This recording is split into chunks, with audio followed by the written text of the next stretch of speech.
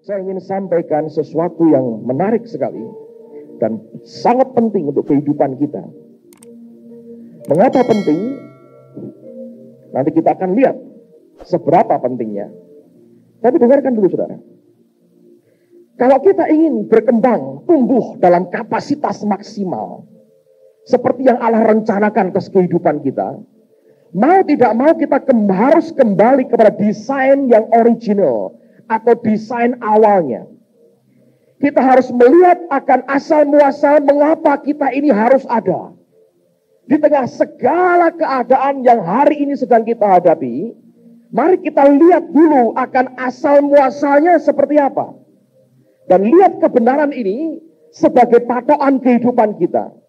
Dan saya percaya kalau kita sanggup mencerna dengan roh kita, saya yakin hidup akan berubah.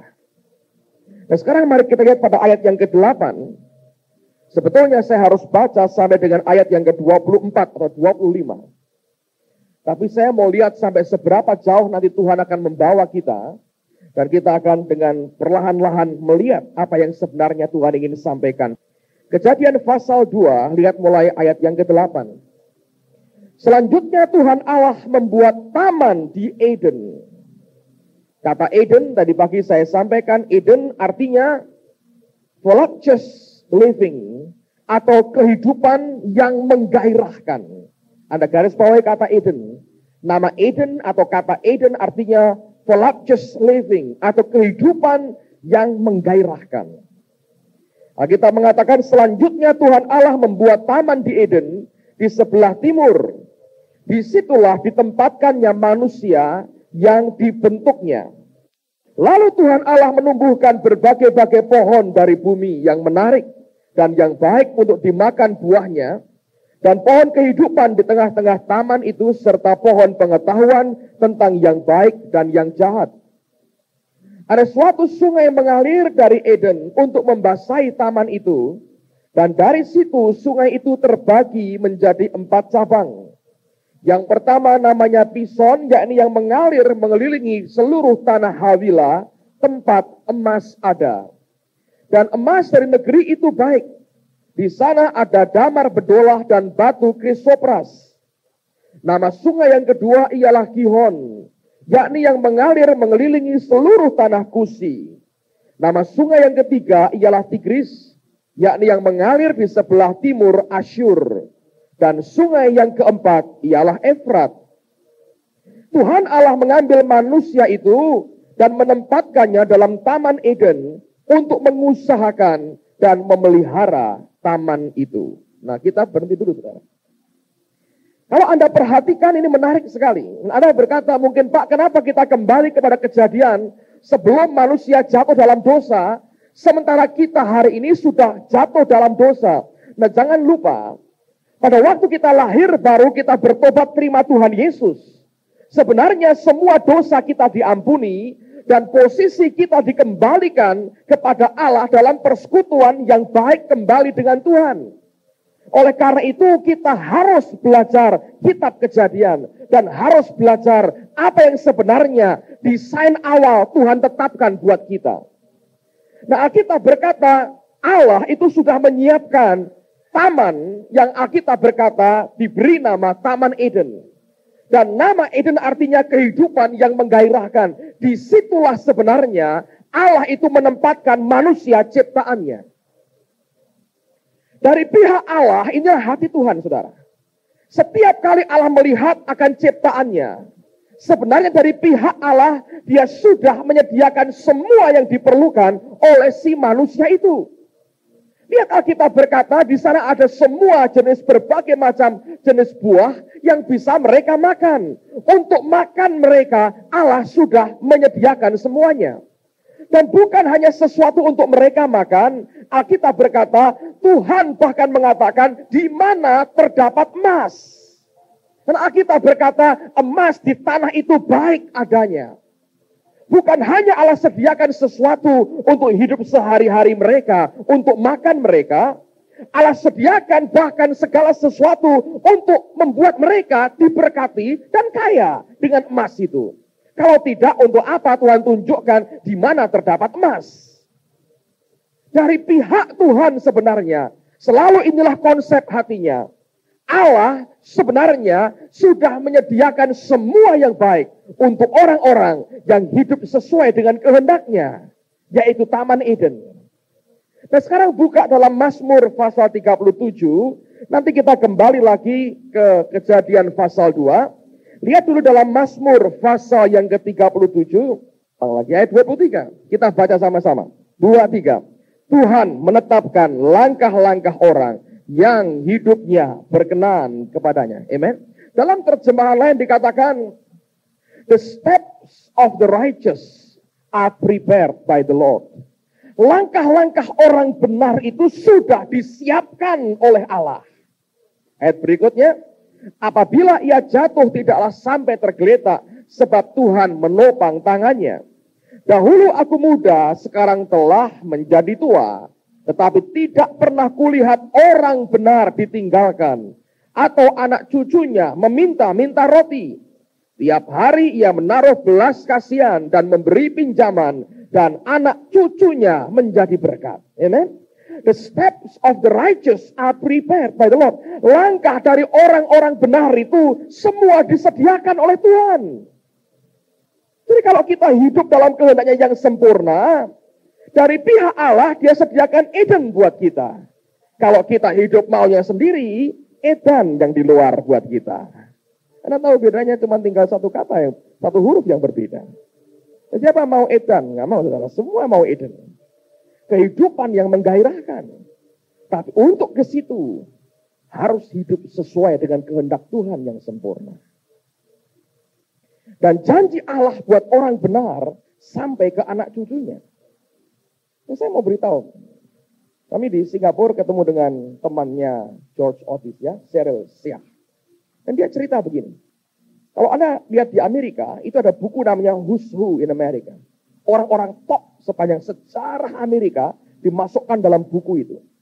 Dari sekian banyak tokoh-tokoh besar, mereka menjumpai data ini. 1 di antara 4 dari tokoh-tokoh itu adalah anak hamba Tuhan.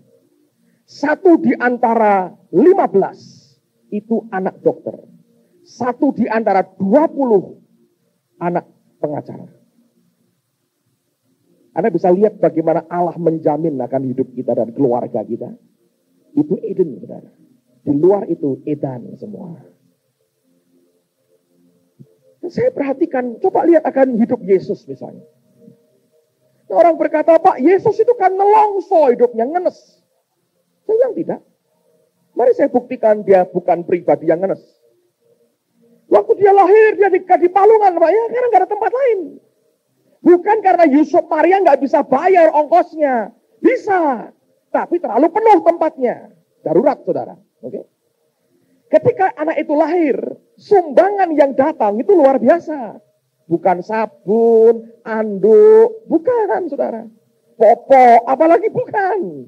Yang datang orang Majus, mereka memberi apa? Emas, kemenyan, dan ini barang yang luxury, barang lux semua. Sumbangannya begitu. Kalau sekarang Anda punya anak, orang nyumbang apa? Buah, yang makan mamahnya, ya, anduk lah. Anduk yang nggak bisa nyerap air, seringkali itu. Yang masih lumayan sabun, bedak mungkin. Dan sebagainya. Tapi Yesus sumbangannya emas, kemenyan, mur. Ketika dia harus ngungsi ke Mesir, dia punya semua. Ketika dia mulai pelayanan, Yesus itu punya rumah, saudara. Ingat Yohanes dan Andreas berkata, Guru, di manakah engkau tinggal? Mari, lihatlah. Dia tunjukkan rumahnya. Alkitab berkata sejak hari itu mereka ikut tinggal dengan dia. Jadi dia bukan ngenes. Dia punya rumah. Yang ketiga, selama Yesus pelayanan, saudara, rombongan yang dibawa itu bukan sedikit. Jangan hanya berpikir dia hanya bawa 12 orang, bukan. Kadang-kadang 12, kadang-kadang 70, kadang-kadang 120 dalam rombongan besar. Dan rombongan itu tidak pernah minta-minta makan. Ingat peristiwa ketika dengan perempuan Samaria, Alkitab berkata para muridnya sedang ke kota membeli makanan. Punya duit untuk konsumsi rombongan besarnya. Di antara 12 murid, Tuhan tidak pernah membuat sekretaris, wakilnya Yesus, gak ada itu. Komisaris, apalagi ada. Pembantu umum gak ada. Transportasi gak ada. Dia cuma angkat satu jabatan. Apa itu saudara? Bendahara. Kalau duitnya sedikit, pas-pasan. Untuk apa bendahara? Ngerepoti. Dan bendaharanya korupsi lagi. Nah kalau orang kecil, gak mungkin dikorupsi saudara. Yudas bisa grogoti 3,5 tahun. Korupsi. Lalu bisa pikirin. Yesus tidak ngenes. Waktu dia mati, kuburannya di kuburan orang kaya. Sebetulnya yang namanya kuburannya Yesus itu saudara, itu taman. Saya ke sana 2 kali. Taman Garden Tomb namanya. Luas sekali. Ada pemerahan anggur dan sebagainya. Di dalam taman itu ada gua.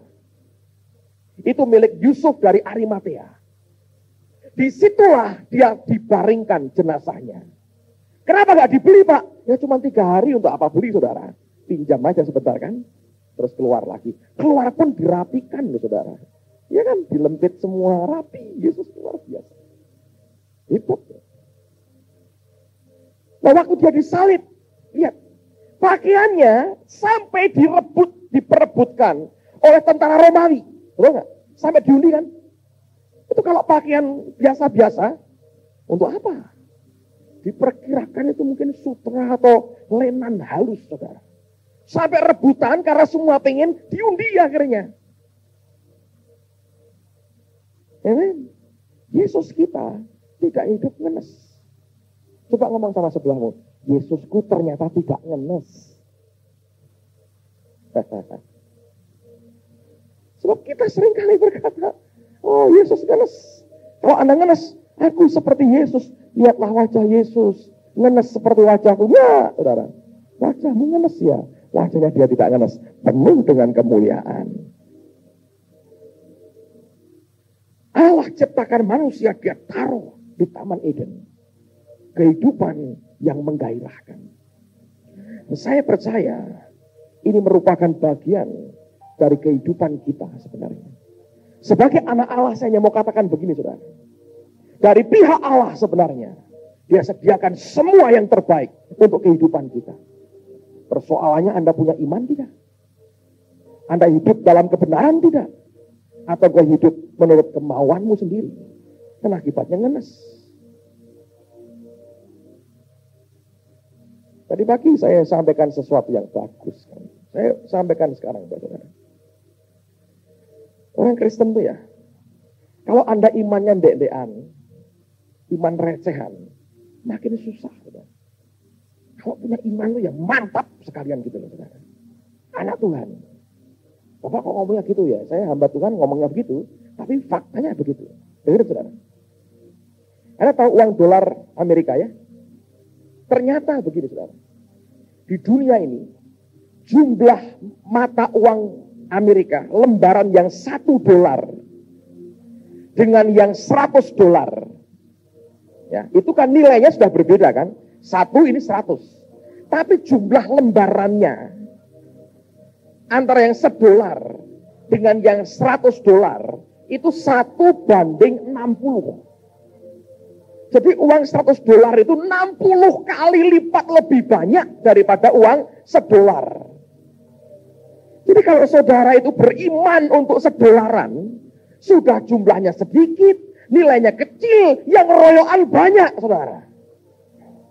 Tapi kalau kita beriman untuk yang $100, jumlahnya banyak, yang berani berebut sedikit. Makanya harus jadi Kristen Raja Wali, bukan ayam. Ayam $1, saudara. Zaman sekarang ini aneh-aneh. Artian harus memberikan teka-teki. Sekarang katanya banyak mobil ajaib. Dikeploi, tepuk tangan begini ya, bisa keluar uangnya mobilnya. Saya mikir sekian menit saudara, nggak ketemu. Mobil kok ajaib. Dia bilang, mobil dikeploi begini, bisa keluar uangnya. Saya mikir nggak bisa ketemu. Rupanya dia cerita. Siapa yang tahu saudara? Mobil ajaib. Ini mobil hebat-hebat sekali. Kalau nggak percaya, Anda ke perempatan jalan, banyak anak kecil begini. Buka kacanya, keluarin duitnya. Hebat, dikeplok ini. Iman keplok-keplok, recehan, saudara. Ngerti? Pasti belum ngerti, saudara. Jangan recehan. Coba ngomong kepada di belakang, ngomong. Saya tidak mau punya iman recehan.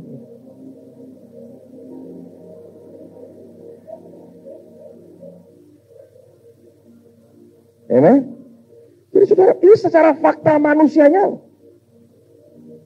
Anda rebutan barang banyak atau barang sedikit? Kalau engkau tahu di mana Allah tempatkan saudara, saudara akan bersuka cita dengan apa yang Tuhan sediakan buat kita. Simple. Gak heran yang kaya makin kaya, yang miskin makin miskin. Sudah miskin rebutannya recehan. Nah, kalau saudara imannya juga keplok-keplok, Tuhan dikeplok itu segini saudara. Mak, dapatnya cepat itu saudara. Jadi berhentilah. Punya iman keplok itu kan. Amen. Sudah ngerti. Kita tinggal di Eden. Krismon Pak, katanya. Tapi kita tidak boleh terikat dengan dunia. Dunia boleh ngalami apa, bukan urusan kita. Amen. Tadi pagi ada saudara menyerahkan anaknya. Kasih nama bagus sekali. Stefan Goshen. Dia mau tinggal di Goshen. Amen. Biarkan tinggal di Goshen. Yang lain kena musibah, dia tinggal di Goshen. Dan ini yang perlu buat kita. Oke, jangan ngeplok Tuhan lagi saudara ya. Ngeplok ini. Tuhan buka kaca mobilnya. Makasih Om, ngeplok lagi. Please. Anak Tuhan, jangan iman keplok-keplok sama Tuhan, saudara. Ya akan keluarlah, Tuhan berbelas kasihan. Pernahkah Anda dikeploki gini? 50.000 gitu. Di dagelan naga, saudara. Bikin nyataan nggak ada. Saya memberitahu, kita anak Tuhan. Allah sediakan yang terbaik buat kita. Kehidupan yang menggairahkan. Makanya hidup dalam ketaatan. Anda akan lihat penyertaannya dia luar biasa. Amen. Saya menyampaikan firman Tuhan di tempat ini. Dan saya minta pada waktu itu Lydia, istrinya Yofang, untuk memberikan kesaksian. Sebab beberapa hari sebelumnya dia bersaksi kepada saya akan mimpi yang dia dapat. Dia melihat bahwa dengan beberapa orang dia sedang berjalan. Dan di depannya itu ada sungai yang lebar dan arusnya deras sekali. Lalu kemudian ketika mereka akan mencoba menyeberang, mereka melihat arus derasnya luar biasa. Dan ada suara yang didengar dalam mimpi itu. Menyeberang, menyeberang. Dan kamu akan dapat ikan-ikan yang besar. Dan dalam mimpi itu mereka belum sempat menyeberang. Makanya mimpinya harus dilanjutkan supaya nyeberang, saudara ya. Dan rupanya ketika mereka lagi memikir-mikir, maju tidak, nyebrang tidak, ada ikan besar dan ikan kecil yang di depan mereka. Lalu dalam mimpi itu, kamu masih ingat gak ya mimpinya? Lupa. Suaminya aja lupa, saudara. Saya bukan karena terlalu jenius, karena saya habis bacakan tulisan itu. Lalu kemudian dijual, ditawarkan ke orang. Mau beli berapa ini? Ikan gede ini. Dan orang itu sekali menawar, langsung berkata, 70 juta. Dan waktu mau dijual, ikannya hilang. Tinggal yang kecil. Lalu kemudian, saya masih ingat dia tanya dengan saya. Itu artinya apa Pak mimpi itu? Sederhana sekali. Kalau kamu nyebrang, kamu sungguh dapat yang besar. Kamu tidak nyebrang, dapat peri, saudara. Dan tidak bernilai 70 juta. Kebenarannya adalah dalam hidup setiap orang Kristen, kita seringkali dihadapkan kepada sungai-sungai hidup tertentu yang mesti diseberangi. Dan pada waktu kita berani menyeberangi akan sungai yang seperti itu, hidup kita akan berubah. Dan sesuatu di seberang sana yang tidak mungkin kita dapatkan kecuali kita menyeberanginya, tiba-tiba akan diberikan Tuhan kepada kita. Amen, saudara. Setiap kali kita menerima kebenaran, saya percaya roh Allah itu membawa kita bergerak maju mendekat kepada suatu sasaran yang Allah sebenarnya sedang siapkan buat kita. Orang Kristen, orang percaya yang rindu melihat bagaimana hidupnya mengalami perubahan dan transformasi hidup. Saudara akan dihadapkan kepada kenyataan seperti mimpi tadi. Ada sesuatu keputusan yang engkau mesti ambil. Dan engkau tahu itu beresiko. Tapi kalau Allah yang berkata, seberangi, Dia akan buat kita mampu menyeberangi. Amen. Setiap kebenaran jangan dianggap sebagai beban. Tapi lihat itu merupakan bagian dari kasih karunia Allah yang Dia berikan buat kita. Balik Kejadian pasal 2. Balik Kejadian pasal 2. Sekarang lihat pada ayat yang ke-15. Tuhan Allah mengambil manusia itu dan menempatkannya dalam Taman Eden untuk mengusahakan dan memelihara taman itu. Lalu Tuhan Allah memberi perintah ini kepada manusia. Semua pohon dalam taman ini boleh kau makan buahnya dengan bebas. Tetapi pohon pengetahuan tentang yang baik dan yang jahat itu janganlah kau makan buahnya. Sebab pada hari engkau memakannya, pastilah engkau mati. Kenyataannya dimakan tidak, saudara, buahnya? Dimakan. Saya belajar satu hal lagi ya, tentang ayat ini. Saya berkata, betapa sukarnya manusia itu untuk bisa dipercayai. Anda bisa bayangkan Allah ciptakan kehidupan di Eden begitu luar biasa. Sepertinya Allah mau berkata, semua ini kau boleh nikmati, semuanya. Hanya yang satu ini saja, jangan engkau makan. Yang lain kau boleh nikmati semaumu. Lalu kita berkata, manusia diperintahkan mengusahakan dan memelihara taman itu. Kata memelihara artinya sebetulnya menjagai taman itu. Dari orang lain, dari serangan yang lain, atau justru dari diri mereka sendiri. Dia berkata, kamu jagai taman ini. Semua boleh kamu nikmati. Yang satu ini, jangan dimakan. Bukankah itu kepercayaan yang luar biasa? Tapi kalau kita baca seterusnya, saudara, kenyataan membuktikan manusia sukar untuk dipercaya. Dan ingat, Adam dan Hawa bukan dalam keadaan miskin. Mereka semua punya yang terbaik yang bisa dibayangkan manusia. Tapi kepercayaan itu bukan soal apakah Anda kaya atau miskin. Kalau Anda tidak punya uang, yang Anda jaga, Anda makan sendiri mungkin karena terpaksa ditekan. Orang masih berkata ya wajar. Tapi kisah penyalahgunaan kepercayaan ini terjadi pada pribadi yang hidup dalam limpah-limpah luar biasa. Coba buka Yohanes pasal 2. Ayat 23 dan ayat yang ke-24. Nah, kita berkata, dan sementara ia di Yerusalem selama hari raya Paskah, banyak orang percaya dalam namanya karena mereka telah melihat tanda-tanda yang diadakannya. Tetapi ya kita berkata, Yesus sendiri tidak mempercayakan dirinya kepada mereka karena ia mengenal mereka semua. Untuk orang percaya kepada Tuhan lebih gampang rupanya dibandingkan Allah itu percaya dengan kita. Tapi saya mau beritahu saudara, kalau kita jadi orang Kristen, anak-anak Allah yang bisa dia percayai, saya yakin akan muncul begitu banyak bendahara-bendahara kerajaan surga di tengah-tengah kita. Persoalannya tidak banyak yang dia bisa percayai. Dan tidak mudah jadi anak kepercayaan Bapakmu yang di surga. Saya diajari sesuatu yang menarik sekali. Beberapa tahun yang lalu. Saya pernah ceritakan. Tadi pagi saya juga sampaikan. Pada waktu itu Pak Yusak belum keluar lagi seperti sekarang ini dalam pelayanan. Dia terbang ke Semarang. Disuruh Tuhan menjumpai 2 orang. Satu di antaranya dia jumpai saya. Dan dia berkata kepada saya dan istri saya waktu itu. Dia berkata, Tuhan memberikan perintah dan pesan. Mulai sekarang kamu harus hidup seperti cara aku hidup. Saya bilang dalam hal apa? Karena itu kan banyak sekali. Dia bilang dalam hal keuangan. Saya bilang Pak Yusak, caramu hidup dalam hal keuangan seperti apa? Dia berkata begini, semua yang masuk dalam diriku, semua income, pemberian, persembahan, apapun bentuknya, yang masuk untuk pribadi saya, belum tentu itu merupakan hak saya untuk saya nikmati. Dan dia berkata, setiap kali saya terima apapun, saya sembahyang, saya tanya, apakah ini untuk saya atau disalurkan lagi? Kalau untuk diri saya serahkan, kembalikan perpuluhan, yang lain saya bisa nikmati.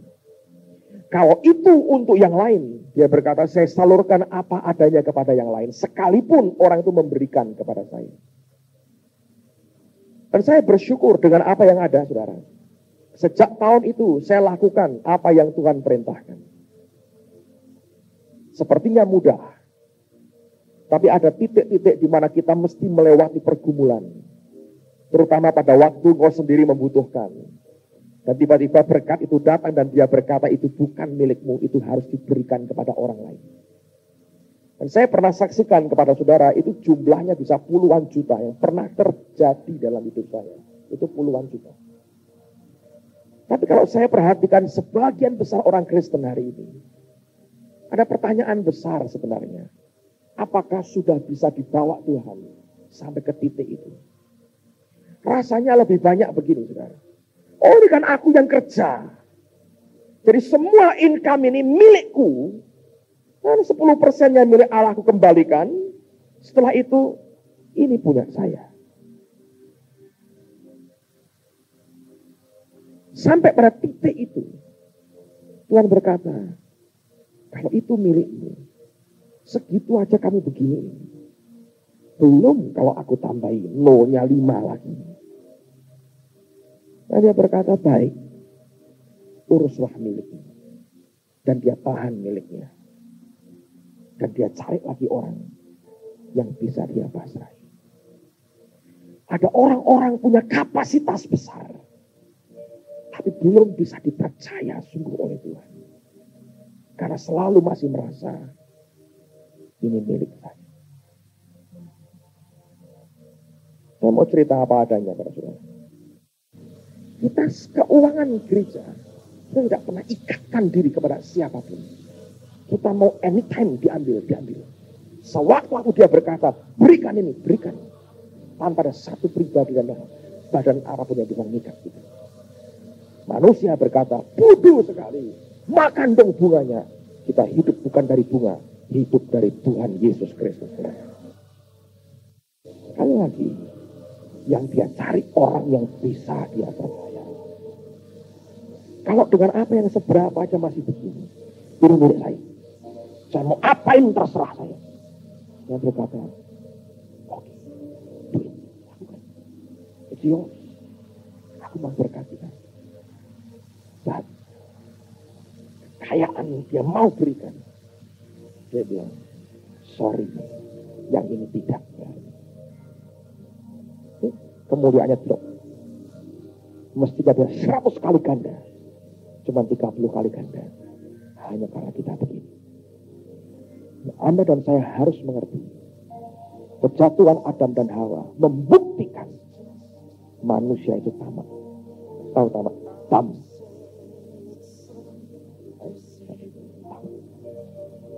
Sudah punya semua. Yang gak boleh cuma satu. Dia sikat sekali.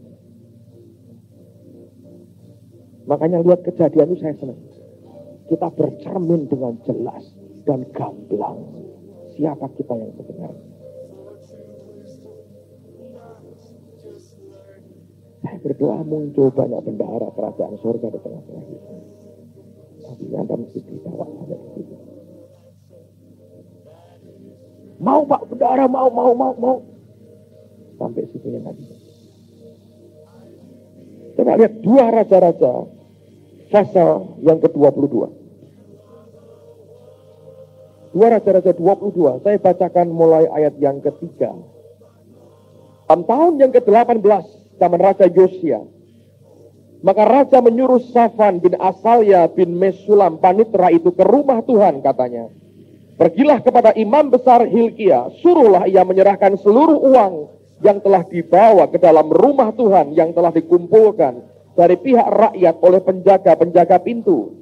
Baiklah itu diberikan mereka ke tangan para pekerja yang diangkat untuk mengawasi rumah Tuhan, supaya diberikan kepada tukang-tukang yang ada di rumah Tuhan untuk memperbaiki kerusakan rumah itu, yakni kepada tukang-tukang kayu, tukang-tukang bangunan, dan tukang-tukang tembok, juga bagi pembelian kayu dan batu pahat untuk memperbaiki rumah itu. Ayat yang ke-7 kita baca sama-sama, 2, 3. Tetapi tidak usahlah mengadakan perhitungan dengan mereka mengenai uang yang diberikan ke tangan mereka, sebab mereka bekerja dengan, kata bekerja dengan jujur itu sebetulnya tense-nya adalah sejak waktu lalu mereka kerja itu selalu mereka membuktikan mereka jujur.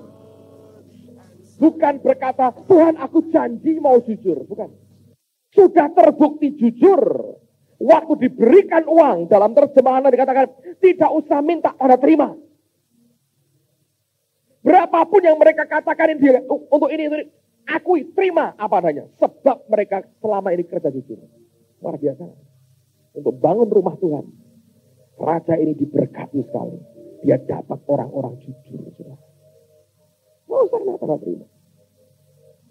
Seandainya Tuhan punya orang-orang begitu, yang dipasrai berapapun, rohnya tahu seberapa yang boleh dia nikmati, seberapa yang tidak, seberapa yang untuk ini, seberapa yang untuk itu. Kalau Allah punya orang-orang begitu, saya yakin pekerjaan Tuhan akan luar biasa diberkati.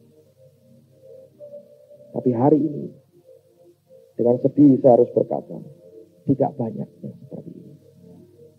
Masih begini. Perlu uang itu dimasuk no sarung bantal gitu, dikeloni. Itulah manusia. Sampai ke situ sudah langsung kuat. Saya berdoa Tuhan temui orang-orang yang bisa dipercaya, yang tahu yang mana yang boleh ditouch, yang mana yang tidak boleh sama sekali, yang tahu yang mana yang boleh dia ambil, dia nikmati, dan tahu mana yang tidak boleh dia nikmati. Ngerti? Bukan orang yang begini. Ingat, Adam Hawa jatuh di tengah-tengah semua serba ada, dan bukan dalam keadaan tidak punya apa-apa. Tuhan mau cari orang yang sungguh dia bisa percayai. Kalau itu terjadi, saudara, saya yakin ada sesuatu yang breakthrough, penjebolan besar di seluruh dunia. Saya percaya segera dia akan punya orang-orang itu. Amen. Segera dia. Saya tahu tidak gampang, tapi bisa. Buka 2 Samuel pasal 12. Saya ingin tunjukkan ini cerita yang menyesakkan hati sebetulnya. Tapi toh harus dibaca. Ini murka yang luar biasa. Karena orang menyalahgunakan kepercayaan yang Tuhan beri.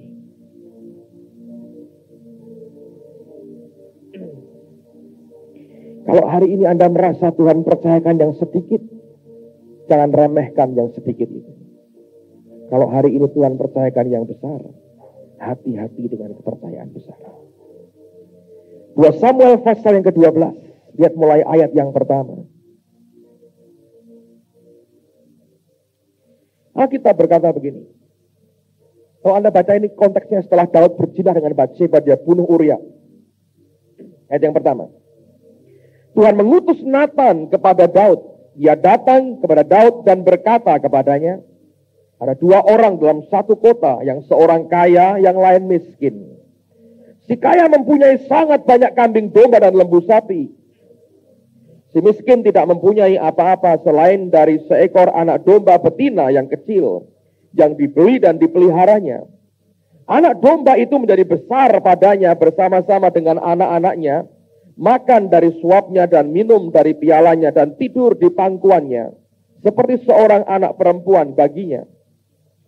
Pada suatu waktu orang kaya itu mendapat tamu dan ia merasa sayang mengambil seekor dari kambing dombanya atau lembunya untuk memasaknya bagi pengembara yang datang kepadanya itu. Jadi ia mengambil anak domba betina kepunyaan si miskin itu dan memasaknya bagi orang yang datang kepadanya itu. Lalu Daud menjadi sangat marah karena orang itu dan ia berkata kepada Nathan, demi Tuhan yang hidup, orang yang melakukan itu harus dihukum mati. Dan anak domba betina itu harus dibayar gantinya 4 kali lipat. Karena ia telah melakukan hal itu dan oleh karena ia tidak kenal belas kasihan. Kemudian berkatalah Nathan kepada Daud, engkaulah orang itu. Beginilah firman Tuhan Allah Israel. Akulah yang mengurapi engkau menjadi raja atas Israel. Dan akulah yang melepaskan engkau dari tangan Saul. Telah kuberikan isi rumah tuanmu kepadamu dan istri-istri tuanmu ke dalam pangkuanmu. Aku telah memberikan kepadamu kaum Israel dan Yehuda. Dan seandainya itu belum cukup, tentu ku tambah lagi ini dan itu kepadamu. Anda lihat ini murka sekali Allah. Dia seperti ngomong begini, Daud, kamu utang nyawa dengan aku. Aku yang selamatkan kamu. Aku yang urapi kamu, dari tukang angon aku angkat kamu. Aku berikan semuanya, Israel Yehuda milikmu, istri-istri tuanmu aku berikan kepadamu. Dan dia berkata, aku berikan semuanya, masih kurang, tak aku tambahin. Saya nggak berkata, kalau gitu Pak, kita punya gundek semua. Ngebut rokok, saudara. Ini kasus dengan Daud perjanjian lama. Dan ini pun exception sebetulnya ini. Karena Anda lihat seluruh istri-istrinya yang lain itu menimbulkan malapetaka semua. Kalau Anda perhatikan, Allah begitu murka, kamu kurang, aku tambahin. Tapi lihat apa yang terkatakan. Ayat 9. Mengapa engkau menghina Tuhan dengan melakukan apa yang jahat di matanya? Uria orang Het itu kau biarkan ditewaskan oleh pedang. Istrinya kau ambil menjadi istrimu dan dia sendiri telah kau biarkan dibunuh oleh pedang Bani Amon. Oleh sebab itu pedang tidak akan menyingkir dari keturunanmu sampai selamanya karena engkau telah menghina aku dan mengambil istri Uria orang Het itu untuk menjadi istrimu. Beginilah firman Tuhan bahwasanya malapetaka akan kutimpakan ke atasmu yang datang dari kaum keluargamu sendiri. Aku akan mengambil istri-istrimu di depan matamu dan memberikannya kepada orang lain. Orang itu akan tidur dengan istri-istrimu di siang hari. Sebab engkau telah melakukannya secara tersembunyi. Tapi aku akan melakukan hal itu di depan seluruh Israel secara terang-terangan. Lalu berkatalah Daud kepada Nathan, aku sudah berdosa kepada Tuhan. Dan Nathan berkata kepada Daud, Tuhan telah menjauhkan dosamu itu, engkau tidak akan mati. Walaupun demikian, karena engkau dengan perbuatan ini telah sangat menista Tuhan, pastilah anak yang lahir bagimu itu akan mati. Ngamuk sekali. Seharusnya Uria ini berjuang mempertaruhkan nyawanya buat engkau. Engkau proteksi keluarganya. Allah itu Allah yang adil. Saudara. Ketika Uria dihabisi begitu rupa. Dalam perjanjian baru ketika Anda baca silsilah Tuhan Yesus. Ketika sampai kepada Salomo, anak Daud dari, bukan Batseba, istri Uria. Tidak pernah dia tutup mata dengan penderitaan orang yang ditekan habis-habisan secara tidak adil. Sebetulnya nama Uria gak ada sangkut paut dengan silsilah Yesus. Perlakuan yang tidak adil dari Daud membuat Allah naikkan derajatnya, dimasukkan namanya dalam silsilah Yesus. Salomo, anak Daud dari istri Uria. Baca perjanjian baru. Anda lihat karakter Tuhan yang sebenarnya. Hari ini kalau engkau mengalami perlakuan tidak adil orang, saya ada kabar baik buat saudara. Allah yang kau sembah tidak pernah tutup mata dengan penderitaan saudara. Kalau engkau mau berharap kepada dia pada waktu yang kau ditinggikan Tuhan dengan cara Allah sendiri. Amen. Pembalasan itu haknya Allah. Daud sekalipun Allah berkata, orang yang berkenan di hatiku, a man after my own heart. Kalau dia berbuat seperti ini, murkanya turun. Kalau Allah murka, mengerikan sekali. Kita bisa lihat akan satu sisi dari kepribadian Tuhan. Dia mau ada orang-orang yang bisa dipercayai. Banyak orang ingin diberi kepercayaan oleh Allah. Tapi saya mau katakan hari ini, seberapa besar Allah percaya kepada saudara. Jangan pernah kecewakan dia dengan engkau langgar kepercayaan dan engkau khianati kepercayaan dia. Kecil atau besar, tidak jadi masalah. Yang dia cari kesetiaan kita untuk tetap pegang apa yang dia percayakan. Amen. Orang Kristen seringkali dengan gampang pakai nama Tuhan. Kita tipu Tuhan habis-habisan dengan segala ketamaan kita. Tadi pagi saya ceritakan, ada orang telepon saya dan berkata, Pak, doakan saya, Pak. Rumah saya mau disita bank. Itu diagunkan bank. Ya. Utang dengan bank. Saya berkata, ya kalau itu nolong ibu lepas dari utang, secara manusia lepasin aja. Tetapi Pak, ini kan rumah Tuhan. Nah, kok tahu rumah Tuhan? Ya, hamba Tuhan datang bernubuat. Ini rumah Tuhan, rumah Tuhan. Masa rumah Tuhan disita bank? Jawaban saya enak. Kapan ya Tuhan sampai miskin? Gak punya duit sampai utang bank? Kapan? Kapan Tuhan kita gadekan rumah? Saya berkata. Kalau dia suka gadekan rumah, kita gak bisa bergantung ke dia dong. Nggak bisa. Dipakai kata Tuhan, rumah Tuhan, milik Tuhan. Ya, supaya dibela Tuhan, utang dibayari, tapi itu milik kita. Betulkah Tuhan berkata, anakku, aku pilot sekarang. Tolong gadaikanlah rumahku itu anakku. Semua anak-anakku yang lain minta berkat. Hartaku sudah habis. Emas di surga sudah tak kopi semua entek. Jualah rumahku gadaikan kepada bank. Karena ternyata orang-orang kaya di dunia lebih sugih dari Tuhanmu anakku. Kapan mana kayak ngono saudara? Yang seorang lebih sadis lagi. Minjamkan uangnya sama orang. Ngambil bunga. Boleh nggak saudara? Baca Alkitab ya. Saya bacakan Yehezkiel 18. Saya berdoa tidak ada rentenir di tengah-tengah kita. Nah saya Pak bertobat. Ya sudah saya ambil Pak kembalikan saudara. Amen. Rentenir itu berat hukumannya. Hukumannya mati di depan Tuhan. Yehezkiel 18. Ayat 5 saya bacakanlah supaya mantap saudara.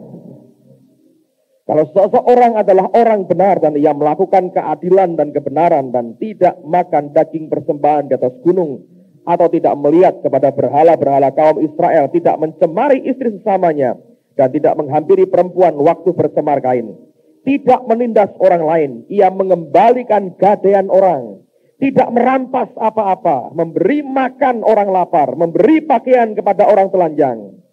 Ayat 8, tidak memungut apa? Bunga uang atau mengambil, garis bawahi, tegas, saudara. Alkitab kita sama kan, saudara? Alkitab saya nggak ada, Pak. Kalian dewi itu, saudara. Ya. Ayat 8, tidak memungut bunga uang atau mengambil riba, menjauhkan diri dari kecurangan, melakukan hukum yang benar di mata manusia dengan manusia, hidup menurut ketetapanku dan tetap mengikuti peraturanku dengan berlaku setia. Ialah orang benar dan ia pasti apa? Hidup, pasti hidup. Demikianlah firman Tuhan Allah. Tetapi kalau ia melahirkan seorang anak yang menjadi perampok dan yang suka menumpahkan darah atau melakukan salah satu dari hal itu, walaupun ayah tidak melakukan satu pun, juga makan daging persembahan di atas gunung dan mencemari istri sesamanya, menindas orang sengsara dan miskin, merampas, tidak mengembalikan gadaian orang, melihat kepada berhala-berhala dan melakukan kekejian. 13, memungut bunga uang dan mengambil riba. Orang yang demikian tidak akan apa? Hidup. Lompatnya 17. Menjauhkan diri dari kecurangan, tidak mengambil bunga uang atau riba, melakukan peraturanku dan hidup menurut ketetapanku. Orang yang demikian tidak akan mati. Apa yang jadi? Saya ikut seminar John Advance sini di Singapura 2-3 minggu lalu. Tahu enggak kata Mammon dari mana? Dia menjelaskan bagus saja. Orang Assyria adalah kelompok suku bangsa pertama yang membungakan uang. Jadi mereka pinjamkan uang dengan bunga. Dan ternyata itu membuat mereka kaya. Lalu kemudian mereka menggunakan istilah itu dengan kata mamon. Nah karena mereka kaya, mereka membentuk dewa sendiri yang diberi nama mamon. Jadi mamon itu asalnya rentenir itu, Asiria itu asal. Itu penyembahan berhala. Lah saya terlanjur tuh Pak, kembalikan dong bunganya. Habis Pak, datangi orangnya, minta ampun, saya salah. Saudara akan hidup. Amen. Saya berdoa tidak ada satu orang pun di tengah-tengah kita yang suka pinjam-pinjam pakai bunga begitu. Kenapa tidak percaya kepada Allah? Bukankah Eden dia sediakan? Dan lebih dari itu saya minta tidak ada satu pun di tengah-tengah kita minjam-minjamkan uang dengan ambil bunga. Saya tidak peduli kalau Anda tersinggung. Lebih baik tersinggung sekarang, lalu bertobat 3 bulan lagi mungkin, dan ketemu di surga. Daripada kita tidak sampaikan kebenaran. Anda di neraka nyebut-nyebut nama saya repot, saudara. Aku tidak pernah ngomong. Sekarang saya bilang, sudah. Repot. Di neraka ngamuk-ngamuk nyebut saya terus. Kan gak enak terkenal di surga dan di neraka, saudara. Gak enak. Disesali oleh orang karena tidak menyatakan kebenaran. Allah bisa berkati saudara tanpa membuahkan uang. Allah bisa membuat Anda semakin diberkati tanpa membuahkan uang.